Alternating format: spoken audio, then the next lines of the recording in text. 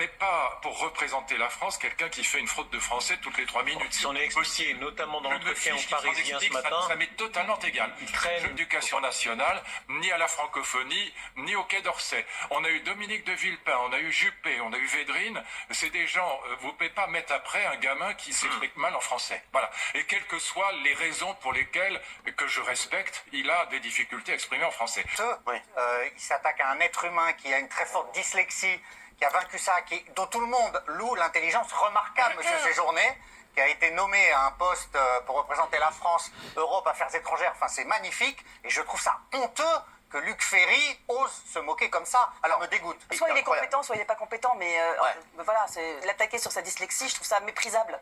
Alors donc là, c'est suite au propos de Luc Ferry qui dit que c'est scandaleux de mettre ce mec-là, qui est apparemment dyslexique, dans un poste au gouvernement, et qui a un rôle diplomatique, où du coup il est appelé à parler en public, et même face à d'autres personnes, etc. Et là déjà, il y a Gilles Verdez et Benaïm qui comprennent absolument rien, et qui sont choqués parce que, en gros, donc Luc Ferry s'en prendrait à sa dyslexie. Mais je trouve ça tellement con. C'est vraiment faire l'autruche, quoi. En quoi c'est choquant de dire que ce mec n'est pas capable parce que justement il ne sait pas parler, alors même que, oui, effectivement, il peut être très intelligent sur plein de domaines, savoir plein de trucs, etc. Mais je suis désolé, quand t'as un rôle diplomatique où justement l'éloquence, c'est un des trucs les plus importants, surtout dans le monde politique, bah je suis désolé, si tu sais pas parler, effectivement, c'est un gros problème. Que que t'aies un QI de 300 ou pas. Et là, il attaque pas sur le fait qu'il soit dyslexique. Et en fait, c'est un fait qu'il soit dyslexique. Et du coup, ça va pas avec son poste. Il est pas en train de dire que c'est une merde parce qu'il est dyslexique. Enfin,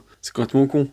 La dyslexie aujourd'hui c'est reconnu comme un handicap. Ça veut dire qu'en fait, parce que des personnes auraient un handicap, il faudrait les discriminer et leur dire tout de suite, vous pouvez pas atteindre certains postes. En fait, imaginez juste le message, c'est une symbolique. Ça veut dire que les enfants qui eux-mêmes sont atteints de dyslexie, la dyslexie c'est 8% en France. 7 millions de Français sont atteints de troubles 10.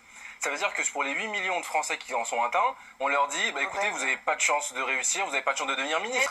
En fait, vous êtes en train de rabaisser les gens qui ont un handicap aujourd'hui. Ah mais si, mais bien sûr, quand on entend ça, mettez-vous à la place de tous les handicapés qui nous écoutent. Ça veut dire qu'en fait, ils n'ont pas le droit d'obtenir un poste important parce qu'ils feraient des fautes de français. Ben oui, mais là, c'est pareil, il continue. Il essaye de nous faire culpabiliser en disant, oh là là, il y a plein de dyslexiques, les pauvres.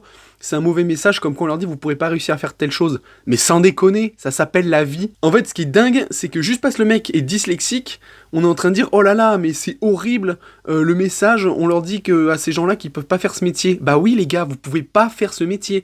Mais en fait, c'est pareil pour plein d'autres choses. Je suis désolé, mais il y a plein de gens sur la planète qui ne pourront jamais faire pilote de chasse. Parce qu'il faut une vue de malade. Il y en a plein de personnes qui pourront pas faire astronaute. Il y a plein de personnes qui pourront pas être athlètes de haut niveau. C'est quand même stupide d'utiliser comme argument le « oh là là, il est handicapé, il est dyslexique ». Il y a plein de gens qui ont des handicaps qui pourront pas faire certains métiers. Par exemple, on peut dire ce qu'on veut, mais je suis désolé, mais je pense qu'on verra jamais de notre vie un président muet, par exemple. Pareil, on verra jamais un aveugle tireur d'élite, ou alors un champion de boxe manchot. C'est triste d'avoir des handicaps, mais à un moment donné, ben oui, on fait avec, en fait. Ça marche avec les handicapés, mais ça marche avec les gens valides. Il y a des gens valides, a priori, qui ont des capacités qu'ils ne pourront jamais avoir pour certains boulots. Et donc là, bah il est dyslexique, c'est la vie. En plus, c'est bon, c'est pas un handicap de malade, hein, je suis désolé. Comme il dit, si 8% de la population est dyslexique, c'est pas une maladie hyper rare, grave, etc.